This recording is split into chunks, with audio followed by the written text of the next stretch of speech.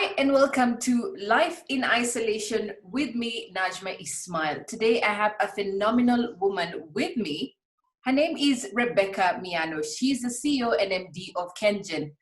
Welcome, Madam CEO, to the program. Thank you very much, Najma. It's a pleasure to chat with you this morning. Thank you. I'd like to congratulate you first. You just won the African Business Leadership Awards. You're among two other Kenyans, Governor Lee Kinyanjui and Equity boss James Mwangi. Congratulations again, Madam CEO. You're among 17 exceptional individuals to be recognized during the 5th African Leadership Awards. Tell me just briefly, how does that feel? I'm extremely honored that I can be found to be inspirational, and also that Kenyans stand out in their numbers to vote for me, because it was a voting process. And I want to thank everybody who took their time to vote. And I pray that I will continue being an inspiration to many people, and especially women and the young women, so that we can make a change in this world. Moving to our first question. How are you balancing motherhood, innovation, leadership during this pandemic, during this new normal? We're all struggling, Madam CEO. So thank you. I'd like to start by saying that the coronavirus pandemic is a new phenomenon. It has affected how we live our lives, and I can actually say it has turned our lives upside down. But as a mother, I would like to say, first, my children are all grown up, so they are quite independent in most of the aspects of life. Yes. I have a son and I have two daughters, all young adults. But as a mother, you're always a mother. As a parent, you're always a parent, no matter how old your children are. But during this pandemic, one of the positives with the restriction on travel out of the country especially, and even within the country, Yes. I've had a lot more time to spend with the children. I've been able to discuss with them their life. We walk together in the evenings. And so I am available, even in the midst of my work, much more available than ever before. Yes. And so we spend a lot of quality time together. On the innovation, Najma, Yes. I believe that especially during the pandemic, innovation has become real, not only in work life, but in whatever we do, in our relationships, in family life. It's something that we have to do every day to keep life active and to add value. We cannot continue doing things the same way.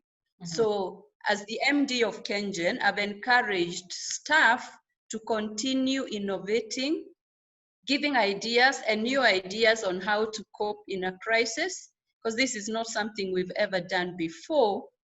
And on the leadership, yes, I dare tell you, Najma, that this is the best time to be a leader, because it's in the times of crisis that you're tested and your leadership skills are known. You've got to be a leader who then brings inspiration, who brings hope, who communicates, who is very clear of the goals of the organizations, and above all, an empathetic leader. You're able to know what your staff are going through. You're able to empathize. Yes. And one of the greatest traits of a leader is trust. Even during a pandemic and a crisis, when the people you're leading can trust you, then you're able to surmount the crisis altogether. Moving on to the next question, you have shattered many glass ceilings, and they say that your network is your net worth. Do you think personally you would have the many opportunities without having a good network from the start? Najma, networking is a critical part of life. However, it's not an end in itself. One of the things you need is to be very competent, confident, and able to do whatever you're doing to the best of your ability. Then your networks kick in. Because if you have networks and you're not competent, your networks will not help you. True. So the order of things is to sharpen my competence, work on myself, become confident, then present myself to my networks. And Wow. I take networking very importantly. I have a great network of maybe former classmates, other colleagues in the sector and all over the country and even outside the world. And networking is great.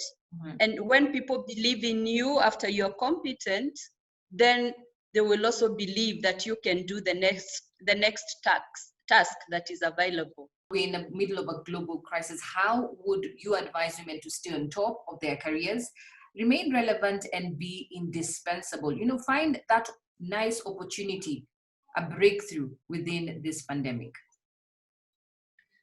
I think it's a high time that as women, we don't have to wait for things to be handed down to us on a silver platter as affirmative action.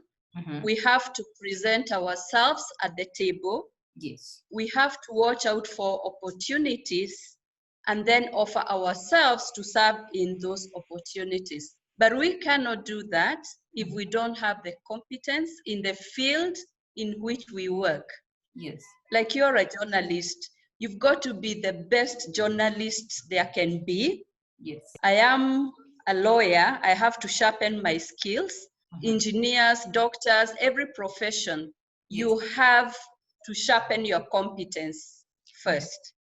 And secondly, have the courage to present yourself and go out for those opportunities. We have seen women holding back. When there is an opportunity, there is a little voice that keeps talking to women, that's not for you, you cannot make it. We need to just break that little voice and slay it and present ourselves to the opportunities that come out. We need to work on our leadership skills, because we have to be at the decision-making tables. For you to be there, you've got to be a leader, you've got to be a manager, you've got to work on your emotional intelligence. So you have to wholesomely work on all aspects of leadership after you've sorted out your competence, so that women then can present themselves for any job that is available and for any opportunity and perform it very well. But lastly, mentorship is a big one. There are those who have been there before us. We should look up to them. I am a product of great mentors. We need to identify mentors who we track their lives, see the way they do their things, and even approach them to hold our hands because they've been there before. So mentorship is also another big thing that I would advise women who are aspiring to be in leadership positions to take seriously.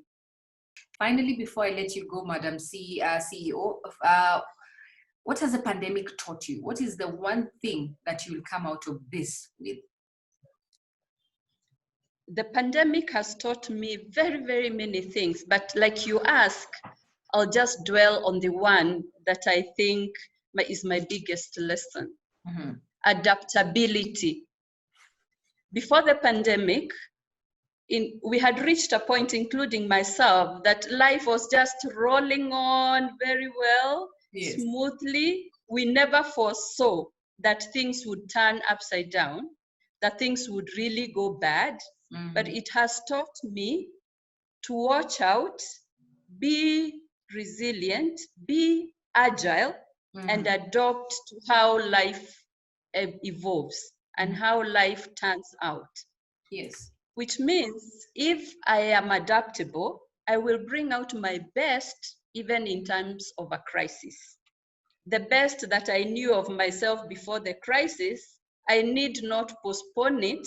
Yes. Because I will adopt very quickly to become the best. And it has taught me that it is possible to live a full, fulfilling, successful life in the midst of crisis, so long as you hold other people's hands and you care more for each other, then you win together and you adopt all together. And so at the end of the crisis, I foresee an even richer life because we'll have adopted together to the circumstances. And the future can only be better if we are able to adopt to any situation that may come along. True. Wow, words of wisdom there. From KenGen CEO, NMD, Rebecca Miano, do you have any parting shots?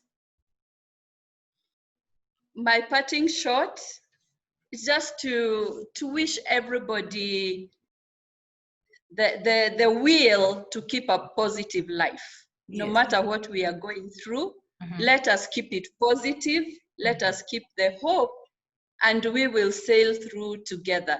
Because if we are discouraged, if we don't work on our mental strength, then we go down. And COVID did not postpone the good things in life.